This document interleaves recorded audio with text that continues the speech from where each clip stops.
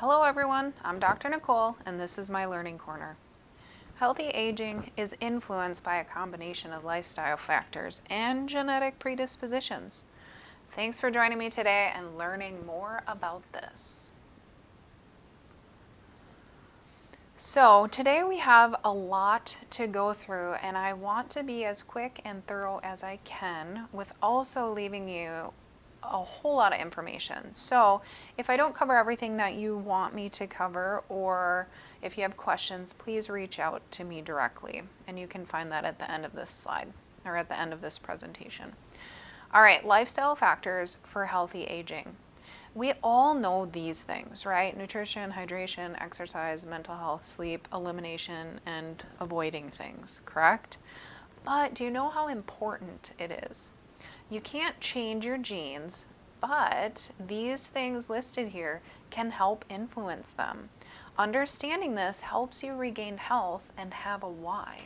Let's discuss how we are to live to promote the optimal environment for gene expression for healthy aging.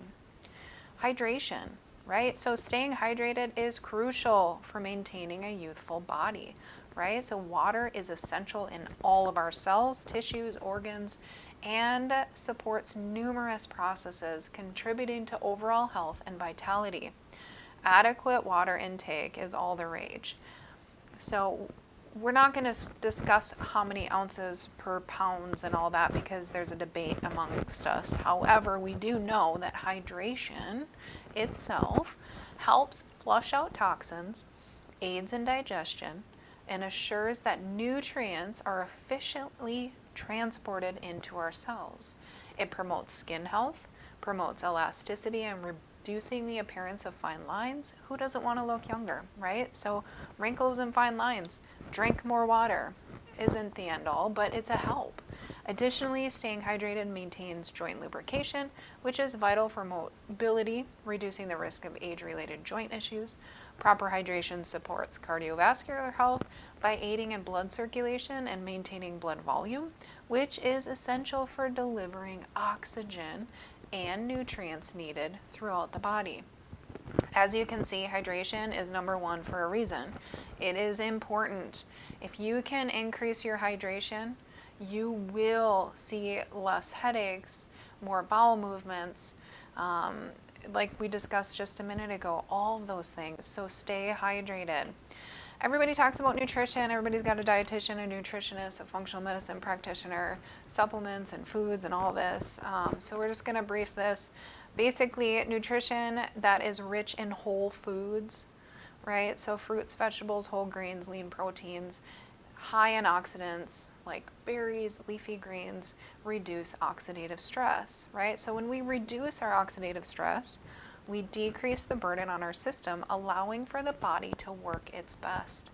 Generally, lowering the oxidative stress helps the body age better by protecting the cells from damage, improving energy production, enhancing the immune function, reducing inflammation, supporting cognitive health, and potentially increasing longevity. Exercise. We need exercise. We need to move, and regular physical activity maintains muscle mass, which then helps with the cardiovascular health and helps with the bone, right? So muscle pulls on bone and reduces the risk of osteoporosis, chronic disease. You want to have aerobic exercise, strength training, and flexibility. So work with your trainers. Go to a gym. Do it the right way. Do it the smart way. Mental aging. When we have positive talk or mentally stimulating activities, social connections, or if you can manage stress by supporting cognitive health and overall well-being, you will help yourself live longer. Sleeping. Some people have issues with this, right? And this can fluctuate through our life. But adequate amounts of sleep is crucial to repair our cells and overall health. 7 to 9 hours a night for everyone. Avoiding harmful substances. So limiting your alcohol consumption, avoiding tobacco, minimizing exposures to environmental toxins, all reduce the risk of aging, of premature aging, and also related diseases to this. So what about this genetic factor? So you hear about longevity genes, decrease disease risk, telomere length. Certain genes are associated with longevity. These genes play a role in cellular repair, stress resistance, and metabolism. We will discuss this here if you can wait a minute. Genetic variations can increase the risk of age-related diseases, such as Alzheimer's, heart disease, and diabetes, which Alzheimer's and diabetes are reversible. The effects of them, that's another discussion, might not be. If you lose a limb, you can't just regrow that back. However, knowing your genetic predisposition can help early detection and also prevention and repair. Telomeres. So the length of your telomeres has been in many publications over the years, and they are protective. They're the caps at the ends of the chromosomes, which are part of our DNA. The shorter they are, the linkage is the faster we age. So the longer they are, the slower we age. They protect us, right? So shorter equals faster aging, longer equals slower aging, and genetics play a role in telomere length. But also, lifestyle factors like stress and diet also play a role. It is time for our learning segment. We're going to jump into the genetic portion of it. So those of you who are happy with what they heard prior, we would love to see you back here next month. Send it to your friends and family. For those of you who want to know more and are excited to learn about these 4 SNPs, single nucleotide polymorphisms, we are going to jump right in. So these are just a few examples. And the field of genetics is continually evolving with new discoveries. It's important to note the effects of these SNPs are being influenced by our environmental factors, lifestyle choices, and interaction with other genes. Remember that association and causation are 2 different things. There's a difference between high penetrance genes and low penetrance genes. Just as it sounds, one has more effect than the other. High penetrance genes are like the BRCA1 and 2 gene, and low penetrance gene is like the APOE gene.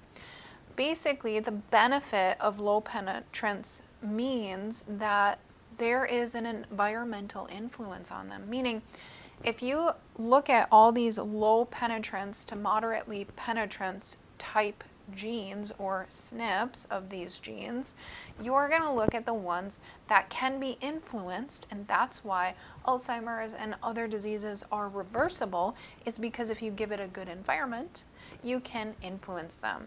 Whereas the high penetrance genes like the BRCA1, they tend to be a little bit more concrete or have more effect than us having the environmental effect on them. So we are going to be talking today on these 4 genes here above, and they have low to moderate penetrance. That means that the effects on health outcomes are influenced by a combination of genes, environment, and lifestyle factors. That's where we're discussing them. Why would we discuss things we can't change, right? So I do functional medicine. I want to know how can we help or give you the benefit of what you need, right? The best of what you can have. So up here you're going to see different names, and these ones are better than just the single letter and single number ones. So the FOXO3A, the forkhead box O3 SNP, essentially. This one increases longevity and reduces risk of age-related disease. The APOE SNPs, there's a couple of them, so we carry 2, obviously. There's one that lowers the risk of Alzheimer's disease and cardiovascular disease, and there's one that increases the risk. We carry 2 of them, so you could have 1 of each. You could have 2 of both, right? You could be heterozygous or homozygous, and there are 3 total. So there's the 2, the 3, and the 4. So that would be the APOE2 allele, APOE3 allele, and APOE4 allele. There's a lot of talk about this in research, and although it's important to know this status, for the practitioner, sometimes it's not as well received by the patient because they don't understand the low penetrance of this disease. Anyways, we will move on. If you want to learn more about that, please contact me because there's a vast amount of information. The PON1 gene. This variant or SNP reduces the risk of, or can be linked to reduce the risk of cardiovascular disease and increase longevity, as well as the ACE, the angiotensin converting enzyme, right? So this variant or this SNP can be associated with reduced risk of cardiovascular disease.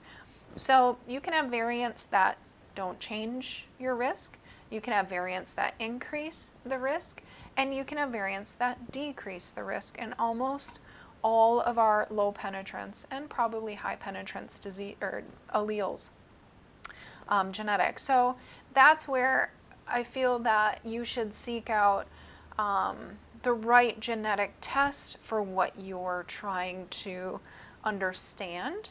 Here at my office, I test for low to moderate penetrance type genetic SNPs and variances where when you go to your MD, they're going to look more at the high penetrance, like the BRCA1 and 2, right? So it doesn't mean you're going to get those diseases when you have the BRCA1 and 2, although it's a high penetrance. So you just have to monitor it and you have to take it serious.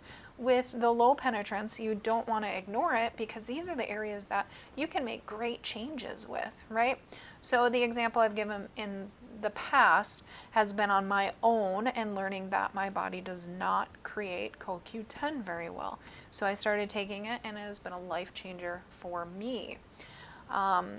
However, as you have questions, as you start learning about this, please reach out. If you enjoy your time with us in this learning quarter, I would love to have you share it with other people. I would love to have you be a part of our clinic as a patient or as an advocate. So here I am, Dr. Nicole. If you want to become a patient, you can schedule a complimentary discovery call. You can go to our website and look more what we do and book online, or you can send us an email with questions. So thank you again for learning with me today in my Learning Corner. Have a great day.